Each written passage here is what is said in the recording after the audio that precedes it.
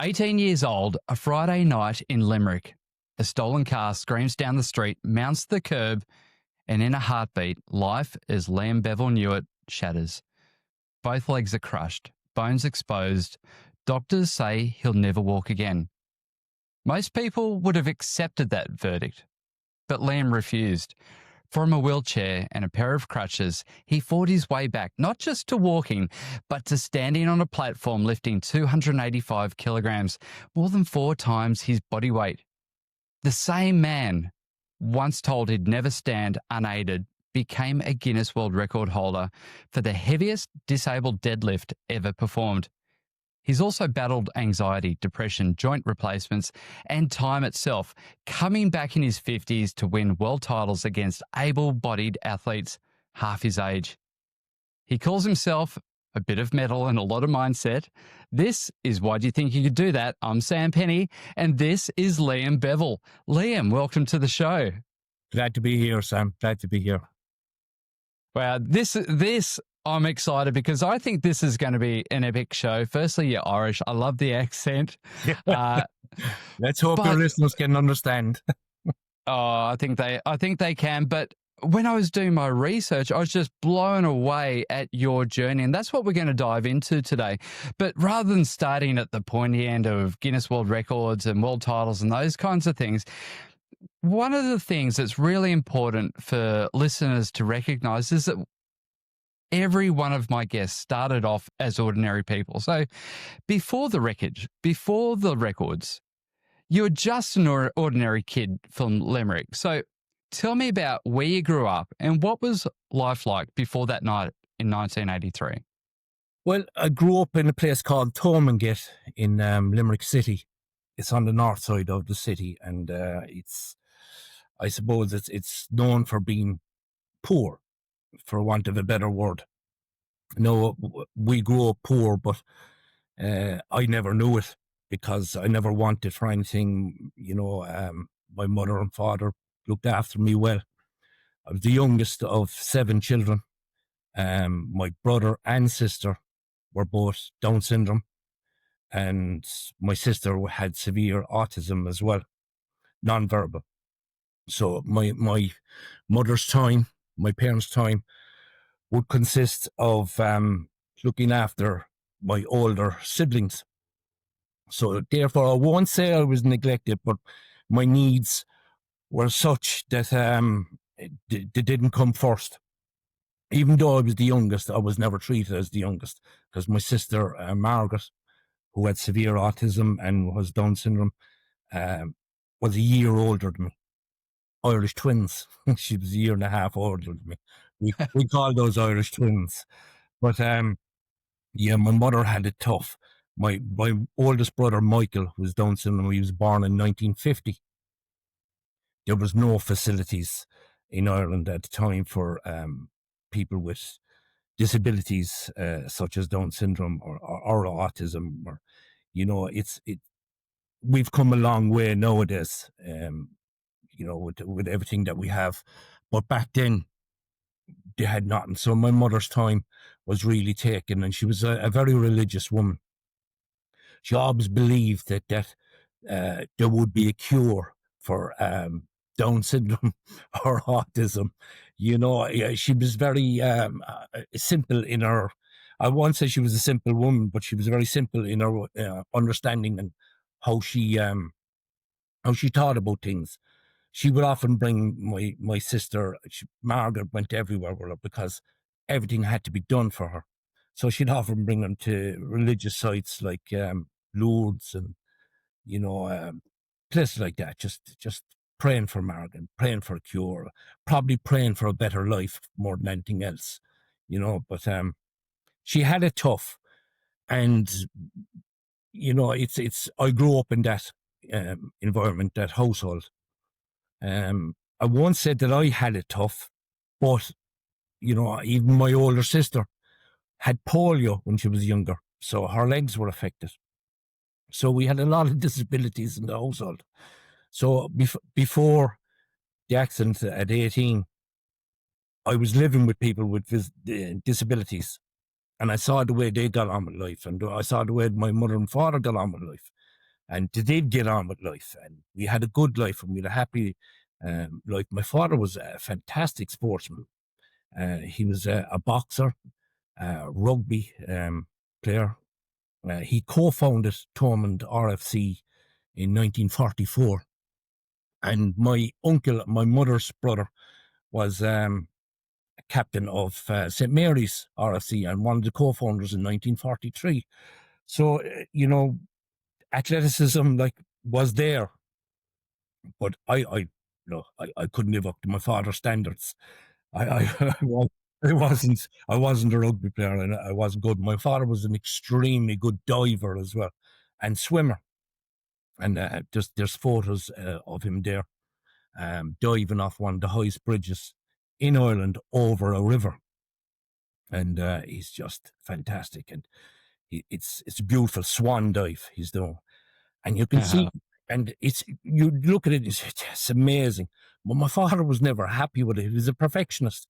His legs would have to be together like that, and one of his legs was just slightly above the other in this perfect swan dive that he was doing, and he never liked the photograph, and it was one of the best photographs that was ever taken of an athlete in action. Wow. So I grew up in that kind of environment. So then what kind of kid were you then, Liam? Were you ambitious? Were you reckless? Or would you think you're just ordinary? I was just ordinary. I was quiet. I was very quiet because, being the youngest and not really having your place in the family.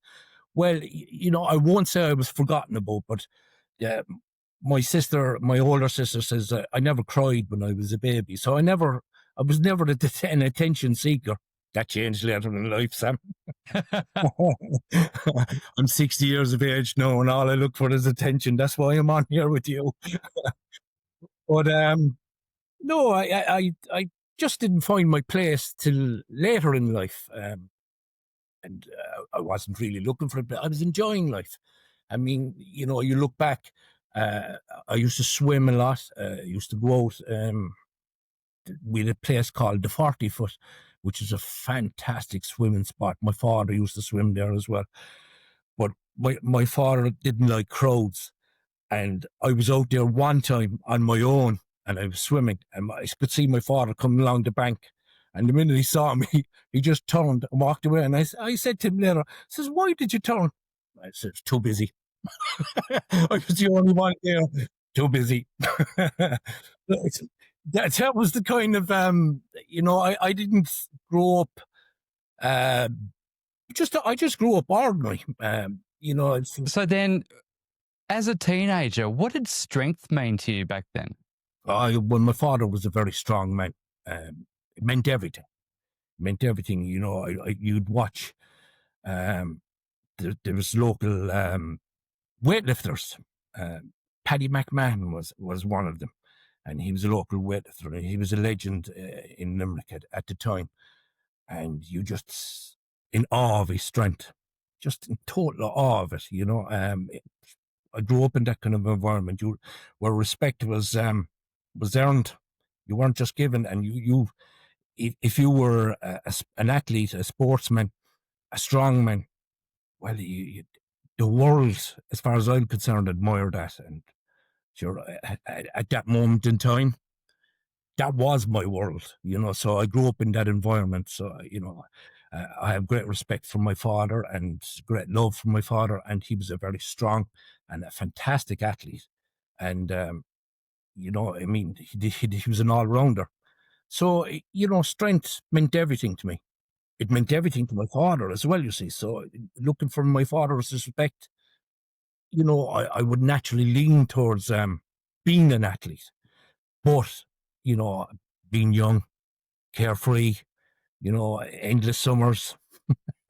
I spent them outdoors, and, competitions weren't in my mind, but everything was a competition to survive even back then when I think about it.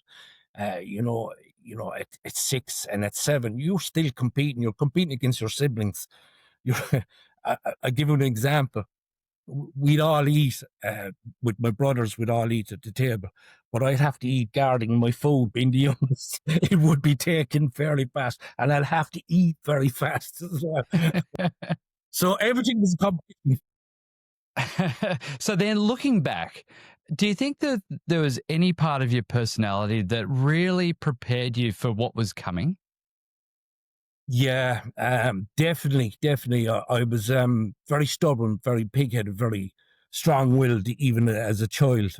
When I saw something, I became tunnel visioned, and if I wanted it, that's it. I'd have to go for it. 100%. I do everything 100%. I don't do anything half-arsed. Excuse the language, but that's the saying. We don't do anything half-arsed. So, I'd give it 100% and everything. But I reckon that was a trait I got from my mother, because she was extremely stubborn woman. She had to be to survive back then as well. And she could show great empathy towards people, but she could turn it off as well at a switch. It is a survival mode that she could do it. But when she wanted something, she was extremely stubborn. And I think I got that. My father was more easygoing. He was more laid back than my mother was, So I definitely got that from my mother's side, and that helped me. Even though my mother, when I started powerlifting, she just says to me, "Are you getting money for this?" And I said, "No, doing it for the love of it." And she says, "You want to give that up?" So everything was about survival for her. You know what I mean? She couldn't understand hobbies unless they paid something and they put food on the table. So therefore, but I was pig-headed like her as well. But she didn't recognize it. I do recognize it. So then came a moment, Liam, that really would change absolutely everything for you. Take us back to that night. What do you remember about the accident itself?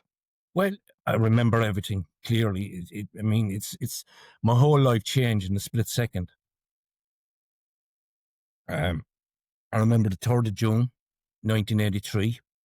I remember going out. It was an ordinary day. It was a beautiful day. I went out for a big long walk out in the countryside, up by the river. Which I always went out by the river. It was fantastic. It was a beautiful day, and I came back. It was late in the evening, and a few of my friends wanted to go to a nightclub. So I said, "Yeah, I'll go to this nightclub." So we went out to the nightclub. It was an ordinary Saturday night, 3rd of June, and we the nightclub finished, and we'd walk home, and everyone from the nightclub would walk home. So we were walking through an area, and just a speeding car came out of nowhere. I'm on the footpath. A friend of mine is with me, Brian. There's a couple of friends up ahead, a couple of friends behind, and just we see this car, and we hear the revving and the noise, and it was coming at us. And I immediately just pushed my friend out of the way, and I said, in my mind, I'll get him out of the way to the left, and I'll jump to the right. And in the process of jumping to the right, I must have left the ground, because the car hit me full force onto the legs, twisted me, landed me about 20 meters away, and then everything went black for a few minutes. And then when I came to, I was dazed. I was in pain, but it hadn't fully hit me.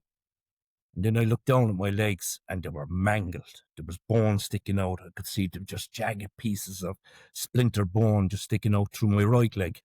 It was compounded, a compound fracture. My left leg wasn't as bad, in that couldn't see the bones in it, but the leg was twisted, and you could see under the skin. It was like a bag of walnuts. It was just all bones mashed. And I looked down, and it was my legs were off the curb, and I was on the grass verge by the footpath, by the sidewalk. And I was lying down, and my legs were off it, and then the pain just started. it just came over me like a wave. It was just enormous pain.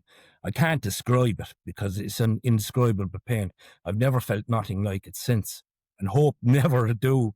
But because of the angle of my legs were off the curb, they were like that. My body was here on the footpath, and my legs were down, so the bones were sticking out even more, and I could see right in through the flesh, and it was barely holding on my right leg.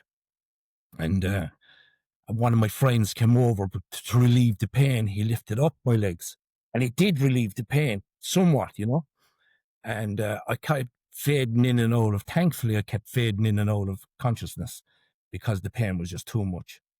But when the ambulance came and they put inflatable splints on my leg, I kind of came to again, and I thought in my mind, they're amputating my leg, because that's what it felt like. It felt like someone was just cutting my, and I'd catch one of them by the collar, the emergency response team, and I'd pull him in and say, "Don't take my leg, don't take my leg," and it's embarrassing, like, to think that, no, but what was going through my mind was just incredible, So was it at this moment, Liam, where you realised how serious it was, or was it later on? Yeah, I didn't. I wasn't too sure. Was this really happening? Even though the pain was keeping me, keeping it real for me. My mind was saying, "This can't be happening. This can't be happening to me." I'm young. I'm healthy. I'm fit. I said, I'm lying now on the flat on my back, and I'm looking at bones. Thinking, this can't be happening to me. I thought it was a nightmare. And I thought I'd come around maybe, I'll come around now in a minute, and this will be all fine, and I'll just shoot up in the bed. And I said, "Jeez, that was a terrible nightmare." But the nightmare continued, and it continued for a long time. And the realization only set in, I suppose, the following day in hospital, when they had one of my casts. I had casts up to my hips, and I was lying on the flat of my back.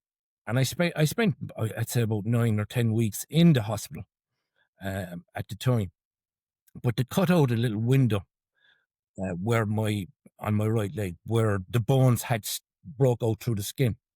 So they were keeping an eye on that, just to see, because they say, they prepare you for the worst and say, you could still lose your leg. Your leg could still be lost, because, they're trying to they can't even put screws or plates in, because the bones are disintegrated, really, So, this went on for a time. I was just, I suppose, scared that they were going to take my leg, and I was trying to come to terms with being laid up in hospital, and then I was trying to come to terms with having one leg. Maybe both of them, I don't know. They really were worried only about the right leg, though. So I think it was only one that they were thinking of. It was touch and go for a while. I healed well, and I am a great healer. Even to this day, at 60 years of age, I still heal very well, no matter what injuries I still get. I get a lot through powerlifting. Yeah. I heal faster than someone in their 20s. And So give me an idea, Liam, of the extent of the injuries in both of your legs. yeah, just, they were crushed. It was, if I had been standing still when the car hit me, I would have been dead, because the estimation of the speed of the car was 60 miles an hour. You don't survive that. You don't survive a 30 mile an hour, let alone a 60 mile an hour. So had I been standing, what they reckon was saved me was me trying to dive out of the way.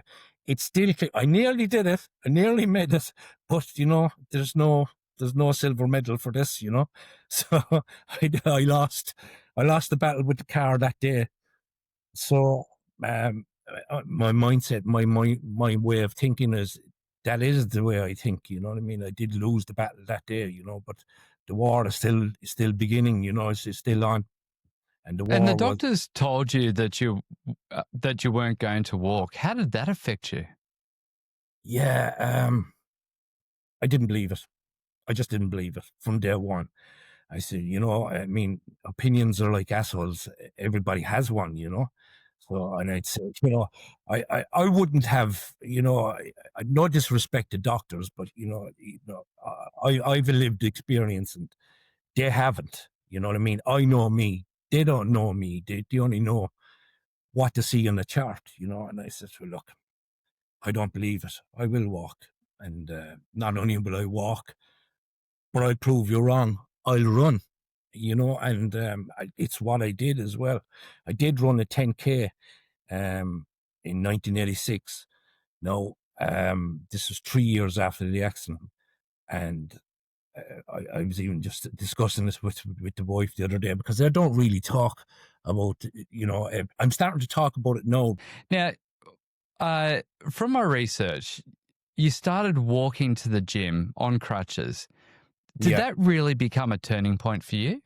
Yeah. And the gym was actually a basement. So I'd have to come down a flight of stairs into a basement. And I had underarm crutches. It's not like your ordinary crutches. They're underarm. Old school crutches. Yeah, the old school crutches. But, when you have two legs in plaster, that it's either wheelchair or those crutches. And I did spend 6 months in a wheelchair as well. But I kept, when I was indoors, I would use the crutches. No, I'd sleep upstairs. So I became a dab hand. I'd gone up the stairs in these crutches and come down the stairs. So the gym, when I started, I'd say it was 1984, a year after the accident. I still had I think the plasters were just about taken off.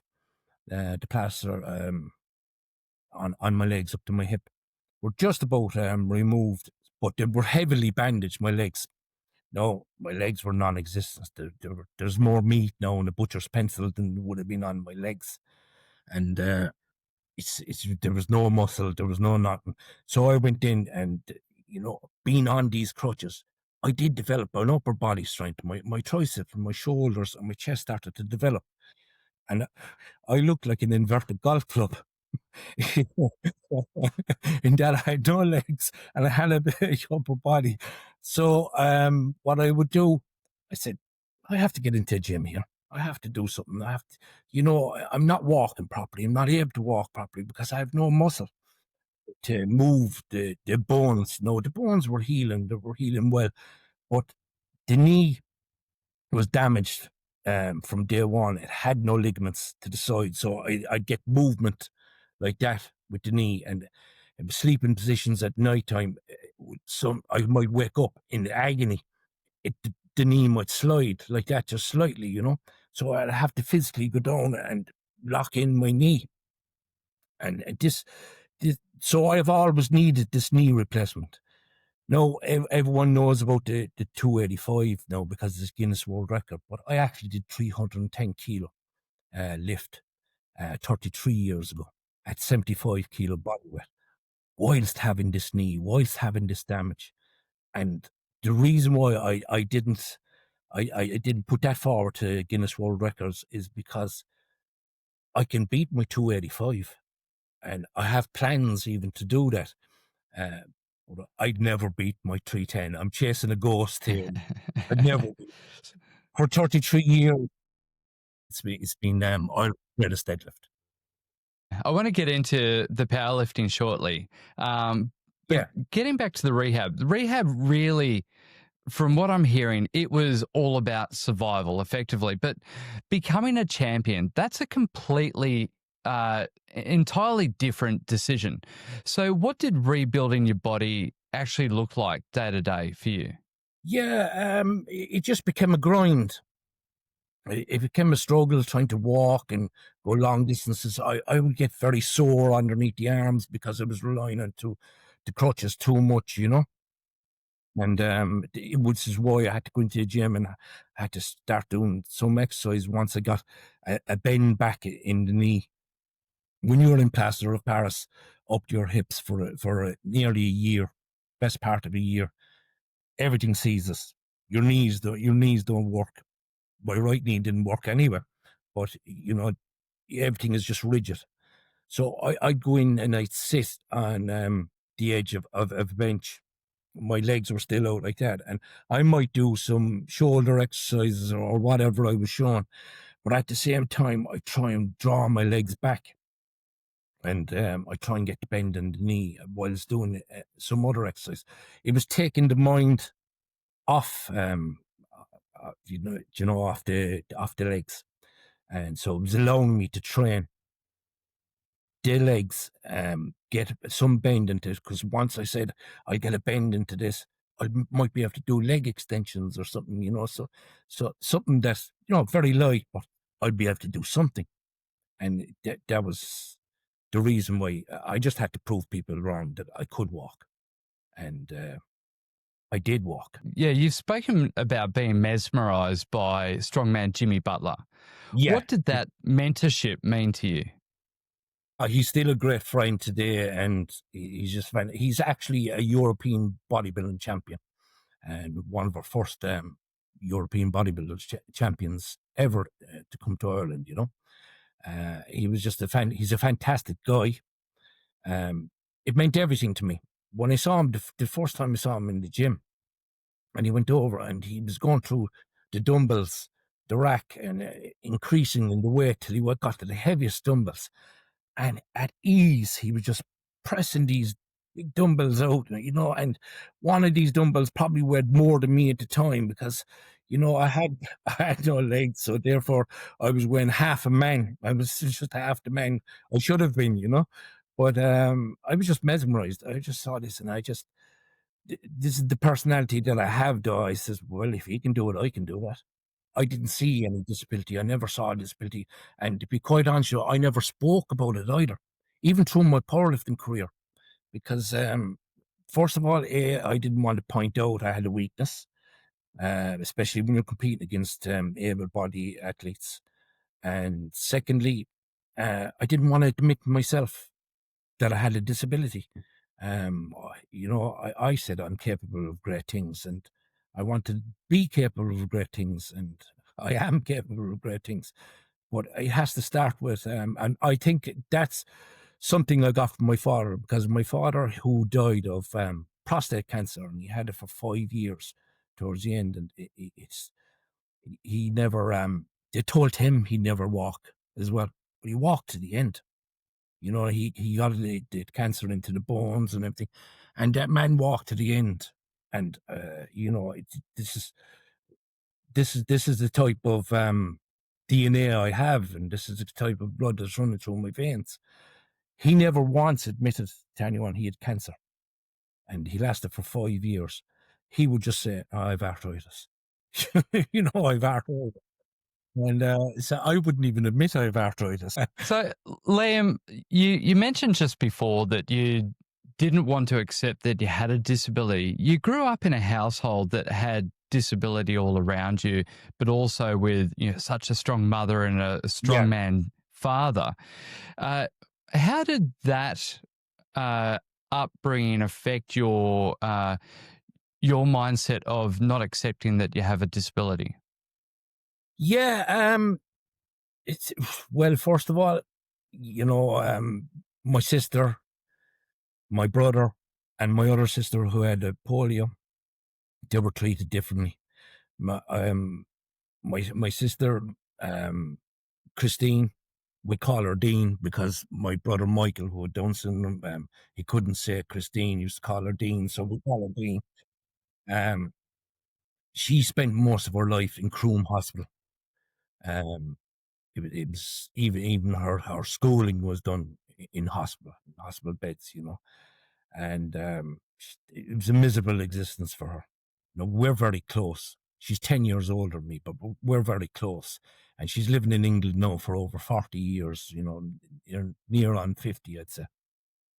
And she's married to a doctor over there. And she has a great life, but she suffered badly with depression as a child, being laid up like that. And we had Croom Hospital was the orthopedic hospital, and it's something like about 30 miles away from our home. So we didn't have a car, and so she didn't have visitors.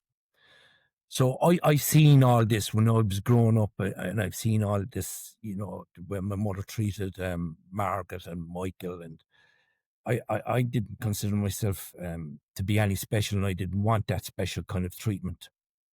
And so when I got a disability myself, I said, I can't. First of all, I can't admit it to myself, but secondly, I'm not admitting it to anyone else because I don't want anybody to treat me differently. Because growing up with two special needs, brother and sister, and a physically disabled sister as well. It just, I'm looking at that life and I'm saying, I can do better. I don't want people's sympathy, and sympathy only holds you back because it's an excuse to not include you.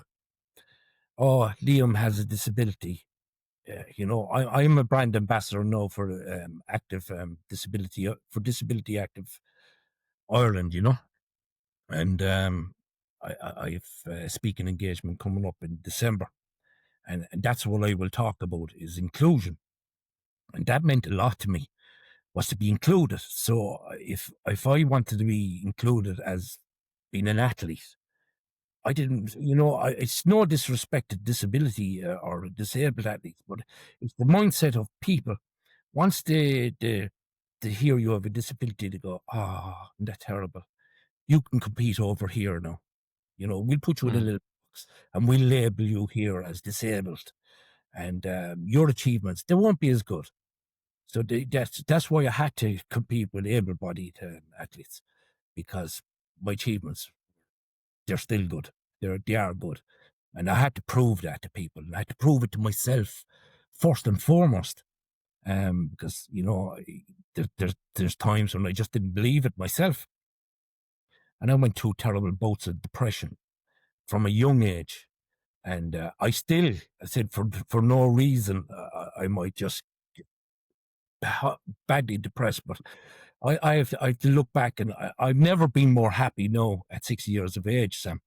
So because I look back in my life and I say, well, I did achieve a lot, and I did everything I set out to do. I did it, and I did more. And which is, to be quite honest with you, it was all I ever wanted, was just to be included.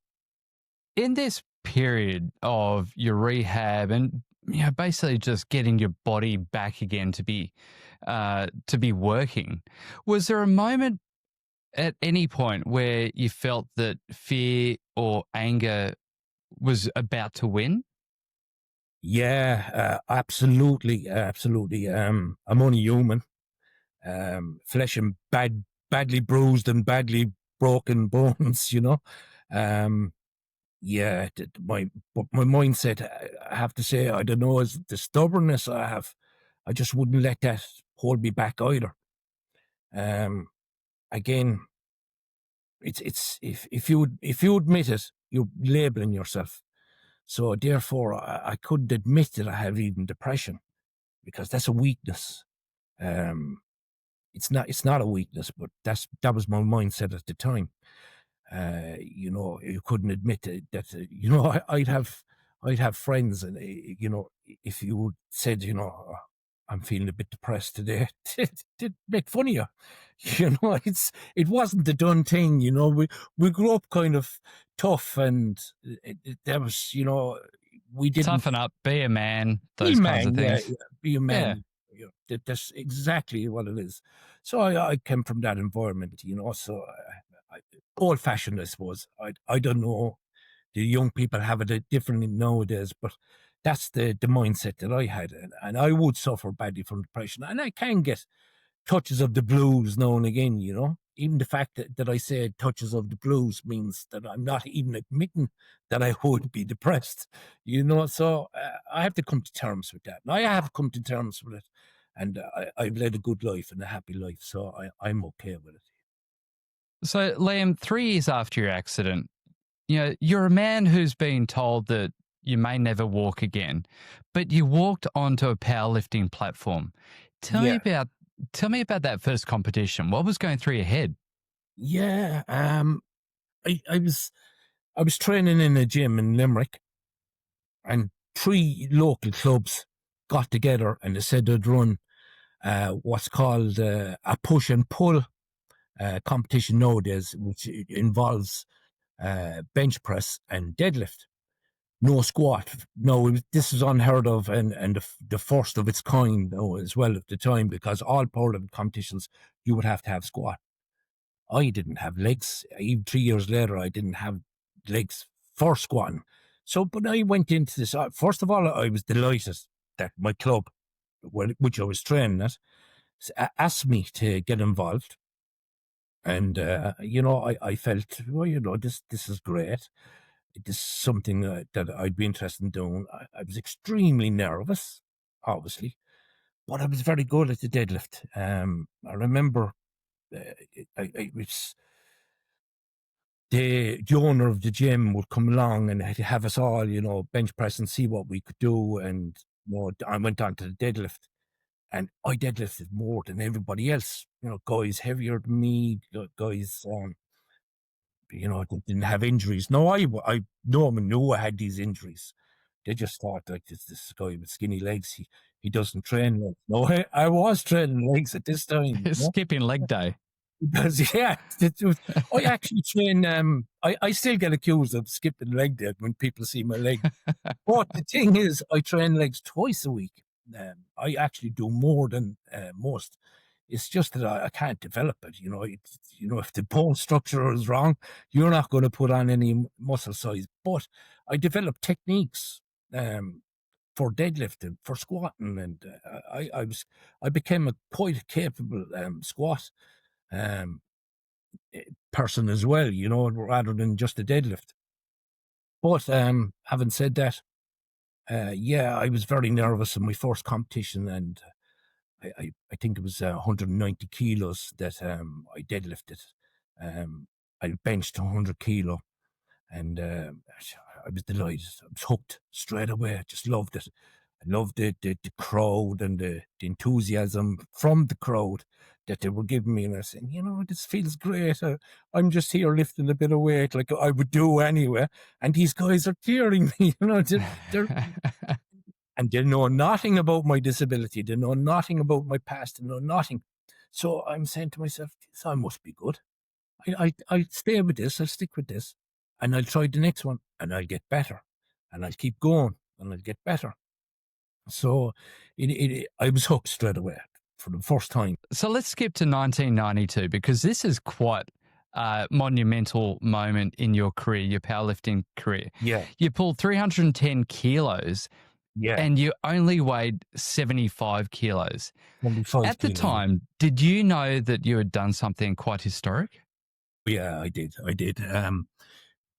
First of all, you have to understand, this is IPF, International Powerlifting Federation, is still the best federation, but it was the only one we had at the time. But another thing as well, everyone remembers the deadlift, because it was a big thing. First of all, it was an Irish and Celtic record, because it was the Celtic nations competition. It was an international competition, 3 international referees. So when I did that 310, the thing is, I lost the competition. I only came second in the competition. I lost it to a Scottish guy. Now, you would usually win, with the deadlift being the last lift of the competition. I would normally win, having such a huge deadlift. But this guy was a brilliant squatter and a brilliant bench, and I had too much. And he was a great deadlifter as well. And I had too much to make up in the end. And so that set me up for to go in. No, I knew I was going for a record, but I thought I was going for an Irish record. No, it was. It ended up equaling the British record by a guy called Bob Limerick, which I find fascinating, because here's Liam Beville from Limerick, who's equaling this British guy's record. And I remember looking in the Guinness Book of Records at the time, and Bob Limerick's name was there at 310. And I said, I've done the 310 as well. Why is my name not there? But, I didn't break the 310. At that time, they put in, British powerlifters and things like that, you know what I mean, who did. So that taught me after the competition that this lift was even better than what I'd hoped. If I knew it was an Irish record, I knew it was a Celtic record, and I came home. I came home actually depressed for not winning the competition. I came home a bit dejected, and I said, it is what it is. I suppose it's still the greatest deadlift ever by an Irishman. So I can say pound for pound, because I can beat other guys that are heavier than me. Pound for pound, I'm Ireland's greatest deadlifter on that 310. And Fantastic. I didn't get to win. So, I mean, that was very important as well, So, I have a lot achieved. So I have to look back on everything I've achieved. And I have to say, well, that's good. You have to be happy with that. But my mindset at the time was, I was never happy. I was never happy, which probably fed into my depression a lot as well, because I was never happy with what I did. Even if I did something great, I could say, well, I could do better. I'd do better. And my mindset at the time was, well, I can't be happy, because if I'm happy, I'll just sit in my laurels and I'll live off that lift, and I won't do anything better.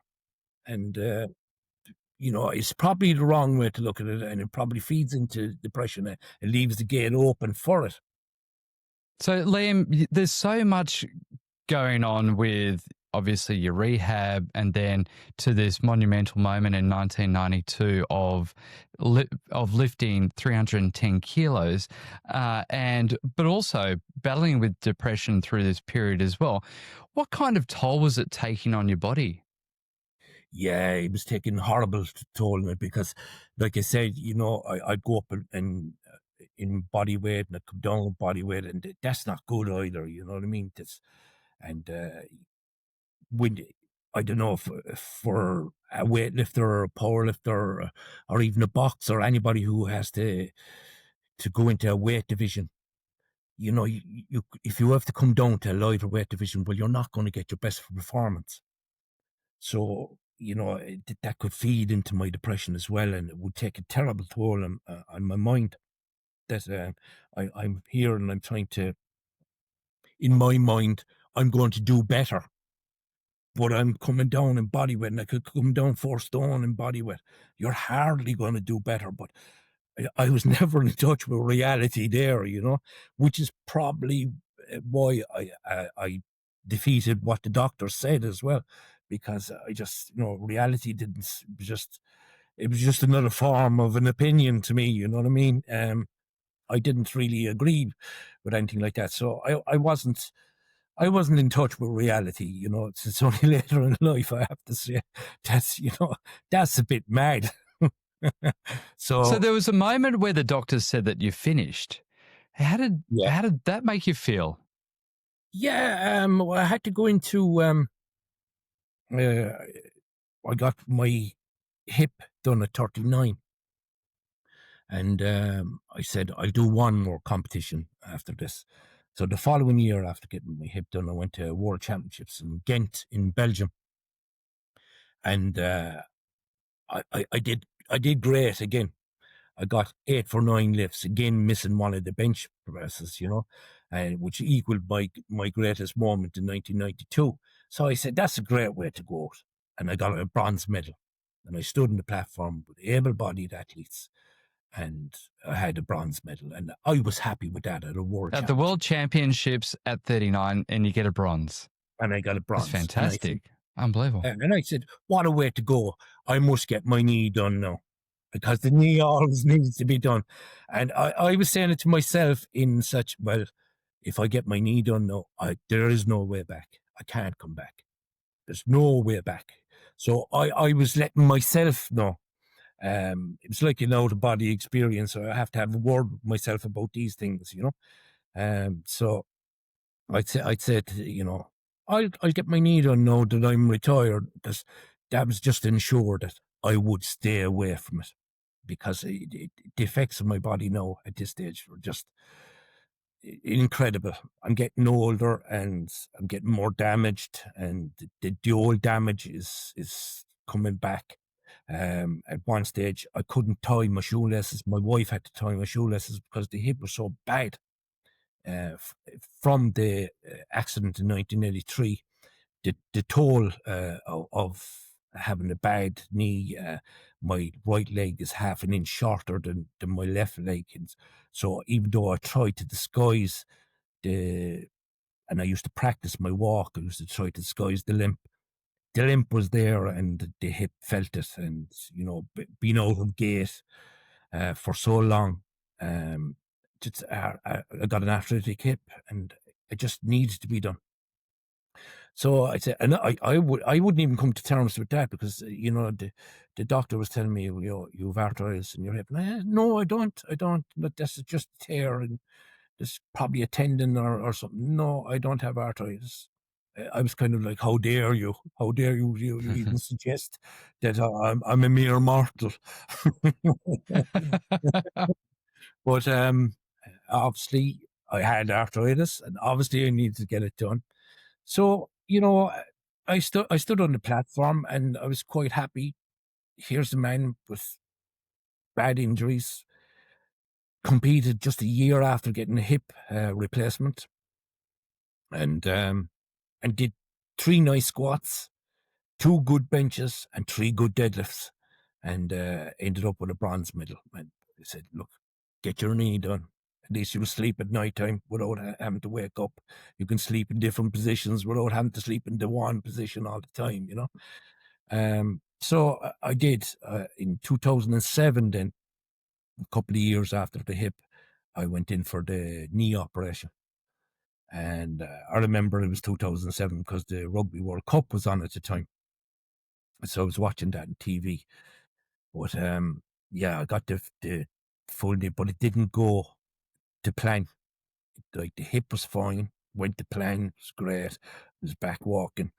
No, again, I was competing with myself, which I always do. I just can't. I mean, I'd go down. My wife would tell you, I'd go down to Lidl and do shopping, and I'd be competing with the guy who's serving me, trying to get it packed faster than he can put it through the scanners, and it becomes, it's running. They all know me. It's a running joke down there. So I compete at anything at all, and it was just inbuilt in me. So the thing is that after the hip, I was in the gym after 4 days. After 4 days after the operation, I was in the University of Limerick gym. No, I wouldn't have been doing any leg work or anything like, but I was doing chin-ups, and and I'm fairly capable of that anyway. And I was doing upper body, but I was in the gym, and I was delighted to be. And again, with the hip, they normally give you an epidural, and you normally out faster, but I opted for the cocktail of drugs to knock me out, because I didn't want anyone putting a needle into my back. Whereas I didn't have the leg strength. And I was thinking of competing after the hip. So I didn't want any damage done to my back, because all my strength comes from my lower back, rather than, and my upper back, rather than my legs. My legs are there only to balance. Um, so when the knee operation was done, it didn't go to plan. Again, I opted not to have the epidural. The anaesthetist came down the night before the operation to my bedside, and he was there trying to persuade me, trying to, take the epidural. This is good. Your recovery is going to be longer and everything like that. And again, I dismissed him. Says, no, I'm going to be in the gym in 3 days. I'm going to beat my 4 days, And he was saying, this is madness. And he was saying, you shouldn't do this, And then came the operation, and then came the pain that followed. No epidural when the drugs wore off me, and I woke up, and it really couldn't give me anything else. I was climbing the walls backwards with the pain, and very similar to the pain I felt in 1983.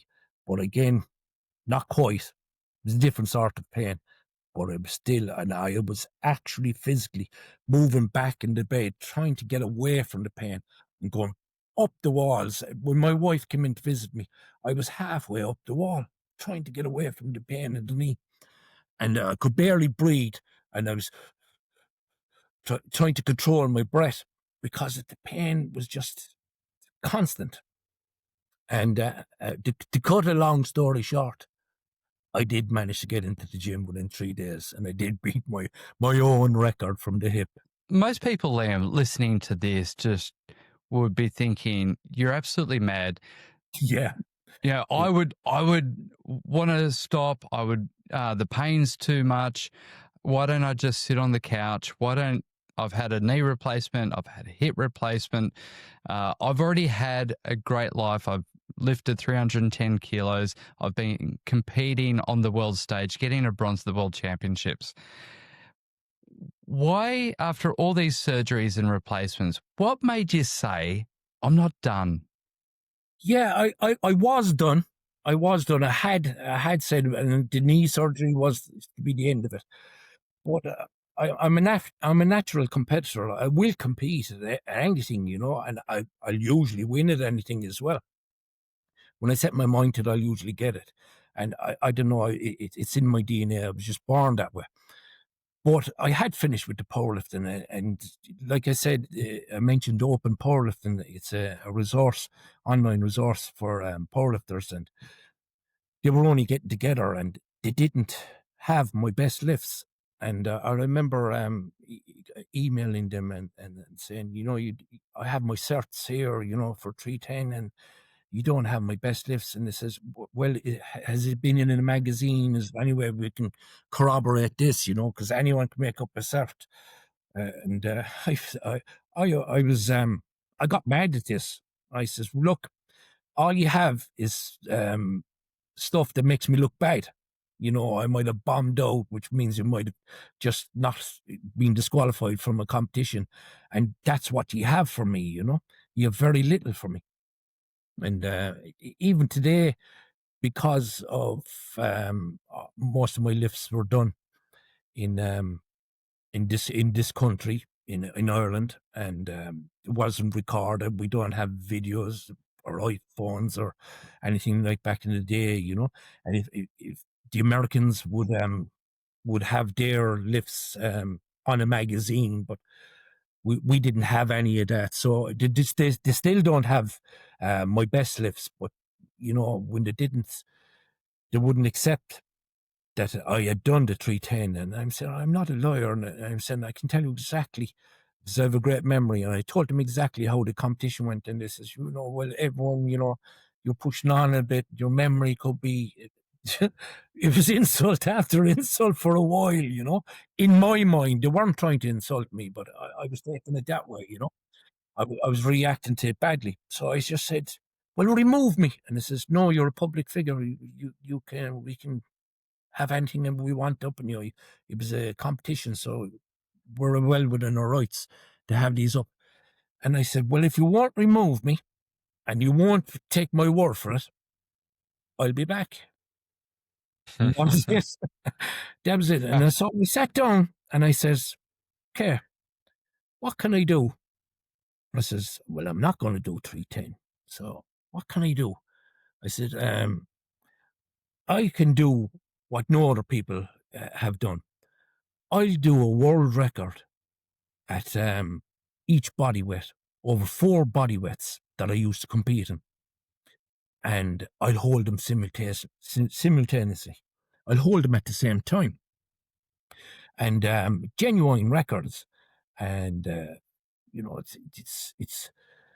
it's a lot easier, Sam, nowadays to compete than it was in my day.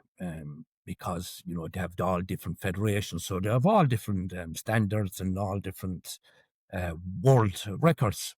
So I went across 3 federations, 4 weight divisions, and I broke 4 world records. And I says, no one has ever done that. No one has ever done that in any weight division sport, in boxing, in powerlifting, in weightlifting. No matter what you have to weigh in, no one has ever done that. I'm quite happy with doing that. And in the meantime of me doing that, they found a magazine where it had the results of the Celtic Nations back in 1992. And they entered in my 310 deadlift. Oh, and, thank God. Yeah. I think everyone listening is on the edge of their seat. How can they not accept the 310? Yeah, but they did. It's now there. It's now there under 1992, and it's the third best deadlift of that year. And Unbelievable. yeah, Now it you started to use at this time. You started to use hypnosis and yeah, mindset training.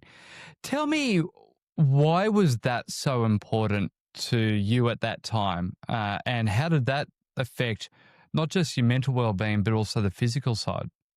yeah. Here I was coming back with this brain dead idea of mine, that I wouldn't normally have anyway. And I don't know. It's even looking back and I saying, that's a bit crazy, even for you, coming back saying you'll do these things. I was like Babe Ruth. I was pointing to where I'm going to hit the home run. I was telling people I'm going to do this, and just people, why are you telling people? I'm saying to myself, why are you even telling people? So I came back with this pressure that I built on myself. I hadn't competed in 13 or 14 years at this time now, and I was well retired from it. And, I had to qualify for my very first World Championships where I was going to set my first record. And I decided that it would, no, I'm weighing 92 kilos now at this stage. And I decided that it would be down to 67.5 kilos. So just to prove that I still had it, that I could still lose that body weight. I weighed in at 65 kilos on the day from 92 kilos. Now, the thing is, the qualifiers, I came and I hadn't lifted in such a long time. No, I've been training for a while in the gym, but training in the gym and then being in front of people, two different things. So I had built this pressure on myself. It was unnecessary pressure. So I was suffering from anxiety, and I nerves got the best of me, and I barely qualified. I missed the first lift. I barely got the second deadlift. It was 210 kilos. It was just the qualifier. And I didn't even go for the third because I knew that was it. I'd spent everything. But the thing is, the nervous energy that I was built up, I just didn't enjoy it. And the love for it was gone, and the enjoyment in front of the crowd, because, the expectations, which was probably mostly in my mind. I'm saying, here's the crowd looking at one of the best deadlifters in the world, and they're not impressed because I wasn't impressed. And so therefore I had to try something. And I learned that there was a guy doing hypnosis, and I said, there's Chris Eubank, he's a boxer, accused the Irish guy Steve Collins of cheating after he lost their first boxing match, World Championships. And his reason for it was Steve Collins cheated because he got hypnosis. No, I said, that's ridiculous. First of all, I said, but it got me thinking, this could help me. So I went along to Endo Shea, a hypnotist in Limerick, and I says, what can you do for me? So it was really, no, I had pre-notions of what hypnosis was. And it's embarrassing to think about it, but I thought like he'd put out a pocket watch and he'd hypnotize you and you go under a spell.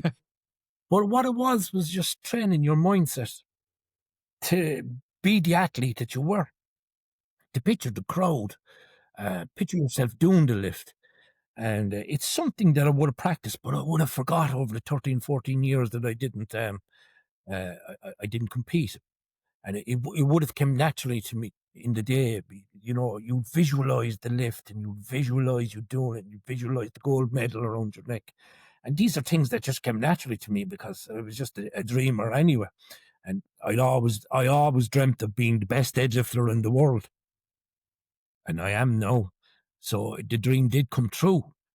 But and hypnosis did help me. It helped me rediscover my mindset for lifting. So then, Liam, what about depression and anxiety? What did that teach you about strength that the weights never could? Yeah, here's the thing. The weights don't care. You either lift it or you don't. But if you come in with any mindset, you can't do anything if you've got a bad mindset. If your mindset is that, I don't feel good today, I don't think I'm going to do anything. Well, you're right, you're not going to do anything. So you have to change that mindset. But the fight, I had to learn to fight depression, and I had to I had to understand that it's part of me. It's not something that I can hide away. It's not something I can forget about. It's going to be there, and it's going to come out at the worst times. So I had to recognize I have it, and I had to sit with it. And I had to sit with it and say, well, this is okay. It's not the end of the world. Things will work out. And I had to sit with it and be comfortable with it.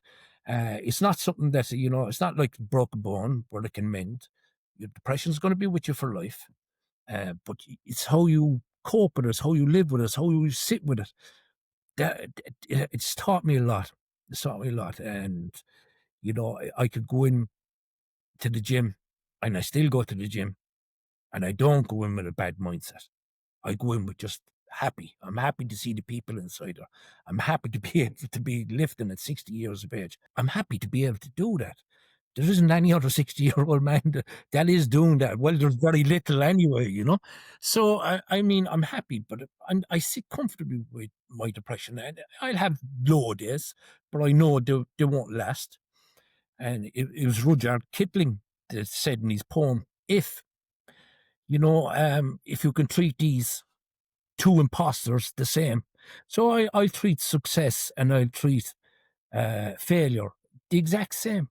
I treat it the exact same now. So depression can't get hold of me because, there's nothing to get depressed about. I don't feel like a failure. If I fail, I fail.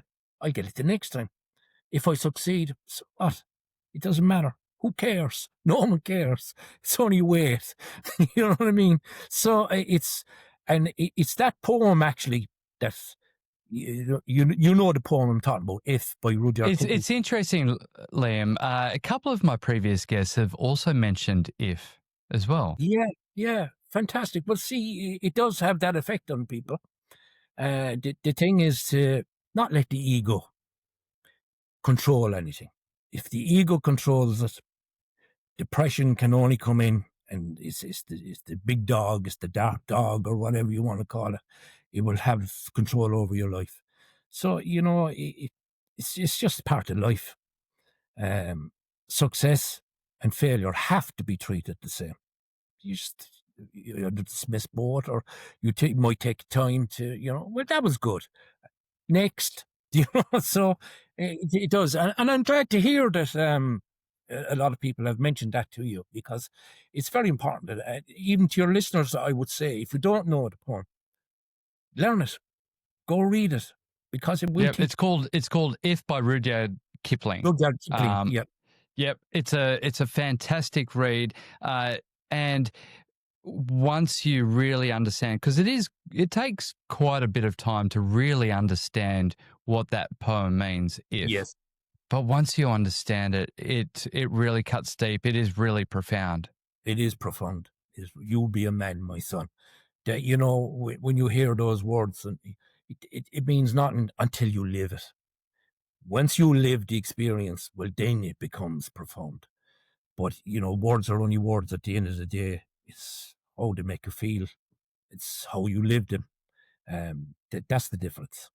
So, yeah, anybody who would suffer with depression, I would advise them to sit with it, understand it, not try and dismiss it, because it's in the dismissal that it gets worse. Just live with it. You will learn. There is light at the end of the tunnel. I don't know. I have a kind of a mindset where, you can't tell me what to do. But I joke with my wife, she might say, where are you going today? I'm going down to the gym. Oh, enjoy. And I'd say, you won't tell me what to do.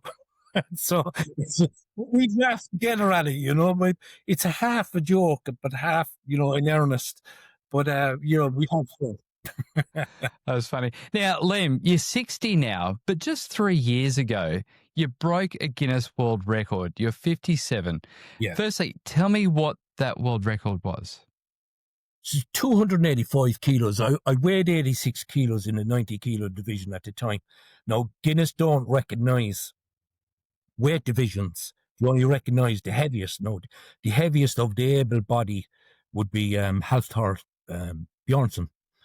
Thor, he's known as. He's done 510 kilo there recently. And but how I felt on the day doing it, I was in able-bodied competition. I won the best lifter for that lift, which is, you beat much younger and you're much heavier athletes. And I was ranked number 1 in the world for my body weight and my category and my age. So I'm now in able-bodied. I now ranked number 1 in the world. It's called an all-time world record. It means of all the world records of all the federations, yours is the greatest. Wow. No, like I said, Guinness don't recognise age. They recognise the heaviest. But I'm the oldest man to hold the heaviest deadlift in the Guinness World Records. I'm also the lightest man to hold the Guinness World Records for the heaviest deadlift. Now, of all the people who've held the deadlift, like Andy Bolton in England, Eddie Hall, England, and Thor at the moment, these men are massive. You're talking Thor. They're Man Mountains. Yeah, that's what his nickname is, Man Mountain. But he's 200 kilo. I weighed 86 kilo. Now, when you compare it, there's no comparison like the 5'10 and 285. But there is in a formula.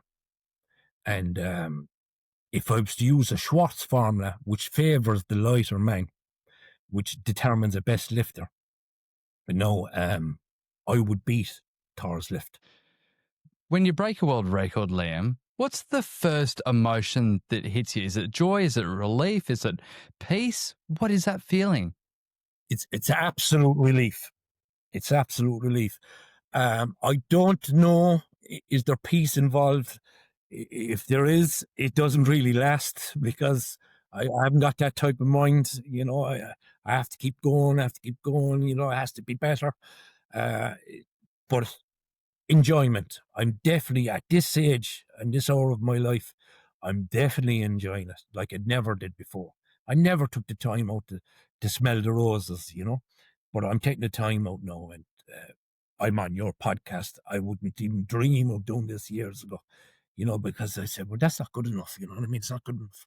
Why? No, I'm saying I am good enough. I know my worth now, but I never knew my worth back when I was younger. So yeah, I'm definitely getting peace now. Well, I wouldn't have got Fantastic. peace. I had no peace. It was just the kind of mindset I just wouldn't allow it to enter in. See, it's a kind of again, it kind of comes from my background, from growing up, from my family life. You just got on with life, you didn't get praise for things, you didn't get praise for anything, you know what I mean? Because life was just a survival. We were poor and we had to eat, and you know what I mean? It's you don't get praise for something that you're expected to do. So I was just expected to do this in my own mindset. So, when I was younger, I wouldn't allow praise even to come in.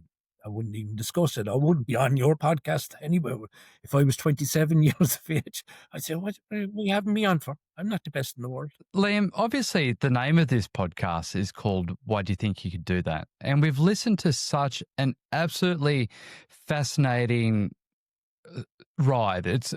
That's the best way I can describe it. So many ups and downs, but you still to this day are competing and just being so strong in your head, in your body.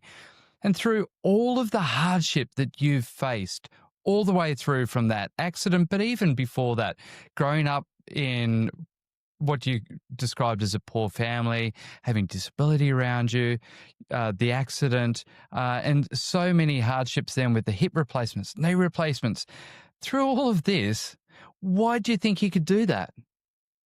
Yeah, that's a good question. That's a very good question. Why do you think you could do anything? You know, why do you think you when you get up in the morning and you say, you know, I think I'll have eggs for breakfast. Why do you think you can do that? You know, it's because it becomes second nature to me. It's the way I grew up.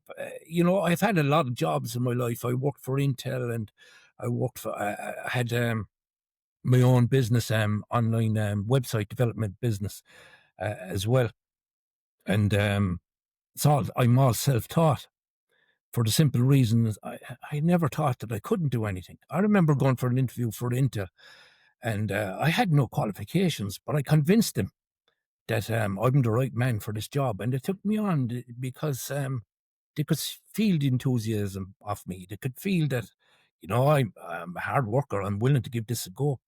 So I have had this mindset. Why do you think you can do anything? I feel that there's nothing I can't do. I've always felt that way. I always say, even from the moment I started deadlifting, I says, I'm going to be the best in the world. You know, it's subjective to other people whether you are the best in the world or not. You know, I mean, but I make a good case. And the thing about it is that you know, to others that are in the game, they might see, well, no, you're not. You know, Tor is a better deadlift. He's done 5'10", you know, but he hasn't done it under my conditions. He hasn't done it at my age, and he hasn't done it. You know, what makes me think that I can compete against this man? Because why not? Why not? I can do what I want. You know what I mean? Like I said to my wife, she tells me to enjoy my days. She won't tell me what to do.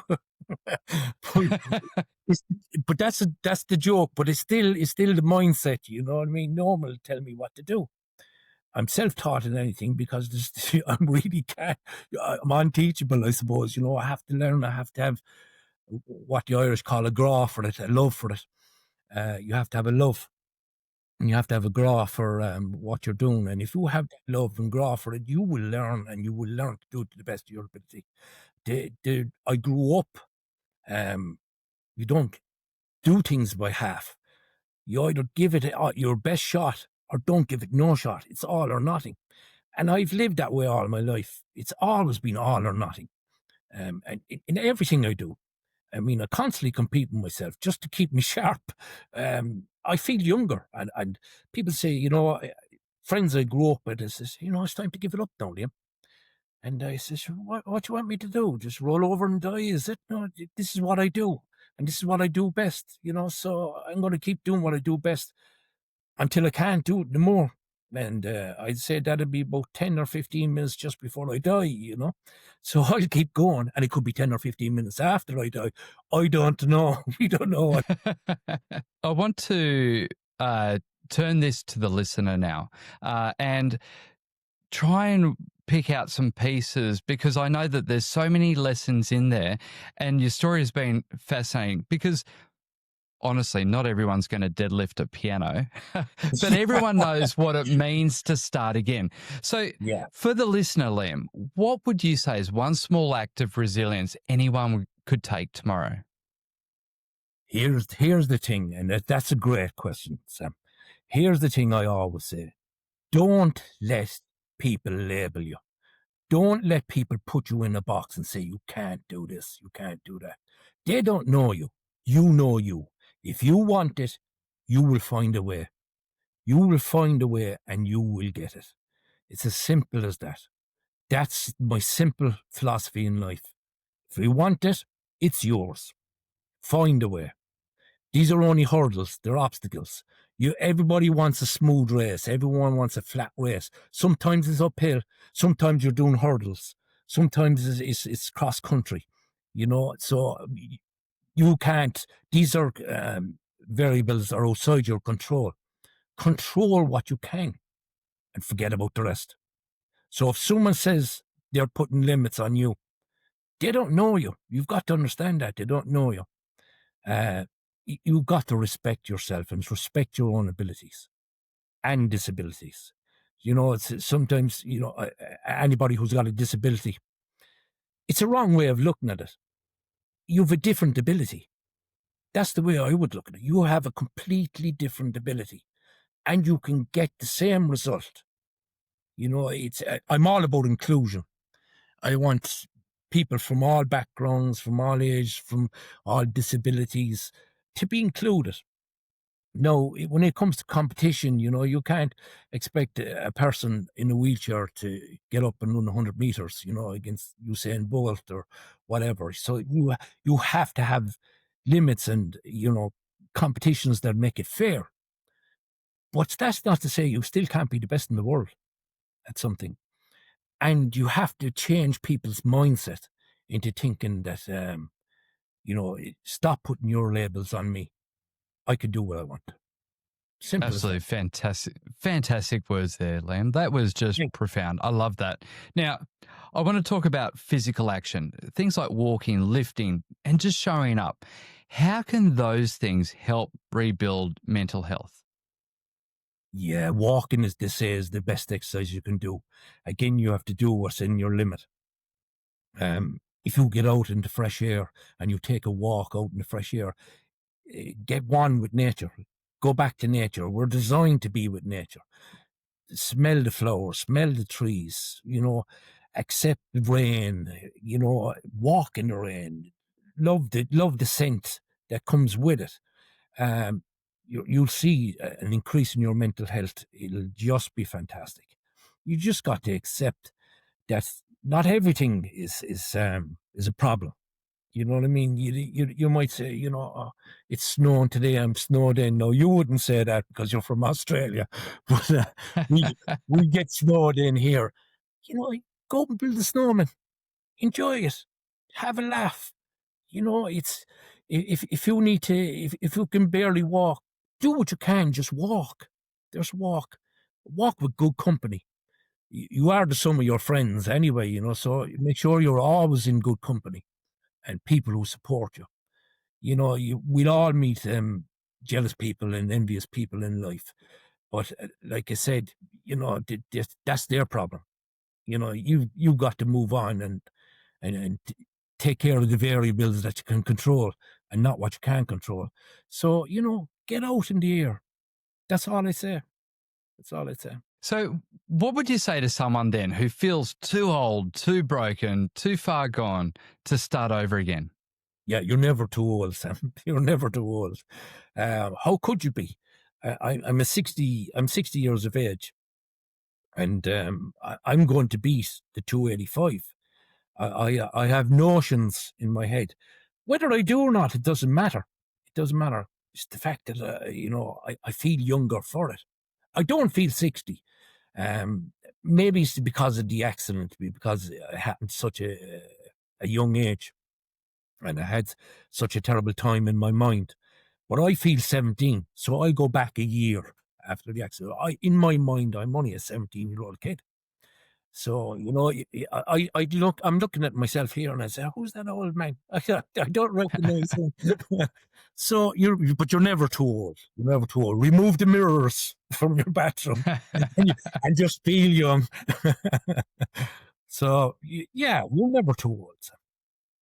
Okay, now, Liam, I always love to finish with the Brave Five. It's the rapid fire 5 questions. One question doesn't necessarily lead on to the other. Are you ready? Yeah, yeah. All right. What was your most unexpected lesson from your recovery? My most unexpected lesson would be that depression. I had to beat depression. I had to learn to not ignore it like I'd always been doing. I had to learn to sit with it, and I had to learn to understand it, and actually let it become my friend. It grounds me because I have a tendency to float. You know what I mean? I am a big dreamer and a tendency to float up. So I have to get grounded. And I'd say, the depression helps me there because it brings me back down to earth, and because it won't affect me much. Because I may have to sit with it and I may have to understand it, but it will keep me grounded, keep me level. Because it's like the person whose highs are too high or his lows are too low. I found a middle ground, and I'm right there in the middle ground. So Next question. Okay. First thought when you saw the Guinness certificate. Oh, joy, exhilaration, validation. I was totally vindicated. I said, I said, I'm the only powerlifter worldwide to hold, because they're all strongmen to hold the heaviest deadlift. I'm the only powerlifter to do it. I'm the oldest powerlifter to do it. I'm the lightest powerlifter to do it. And I hold this massive record that I set out all my life to have. I always wanted a Guinness World Record because it means something. And I felt vindicated for years of this, what other people might think is madness, and put myself through pain. Pain became my friend. It became my friend. But like I said, I need grounding all the time. So, I'm in constant pain because my left knee now needs to be done as well. It needs a full replacement. But it doesn't stop me squatting. It doesn't stop me deadlifting. It doesn't stop me doing anything. And it gives me great pleasure through the pain to know that I can defeat it, But I'm not saying for everyone to go out and do that. First of all, anyway, you'd only make my job a lot harder if everyone was doing it. But people with pain, and I don't take painkillers and I don't take anti-inflammatories. And the thing is that I sit with my pain just like I'd sit with anything else, with depression and things like that. It's just part of life. It's part of it. It lets you know you're alive, and it's just another. It's just another thing I live with, and it's just part of me, and it's actually my friend. It keeps me alive. Now, tell me, what is one thing you wish you knew when you're 18? I wish friends are fickle. I wish I knew that, that friends are hard to come by. I think the modern world we live in now, where we have Facebook friends and say, oh, you have 4,000 friends. You don't. You don't. If you can count how many real friends you have on your hand, you're a lucky person. You're very lucky. My wife is my best friend. My daughter, my son, they're my friends. Friends, I don't know. Familiarity breeds contempt. There's a good saying in that they would know me as for years, but they wouldn't see me as being the greatest at something, and that bothers me. And I wish I'd known at 18 years of age that don't be a people pleaser, because that's what I was. Don't be a people pleaser, and be able to cut people off. They're not helping you. They're only hindering you. So yeah, I wish I'd known that at 18.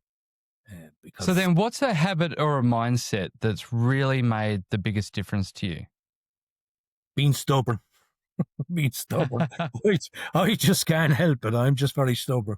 If I want something, it's mine, But I also have a happy mindset in that I find humor in anything. Even through the pain, I find humor in it. It's genuine in me, but I can find humor in anything.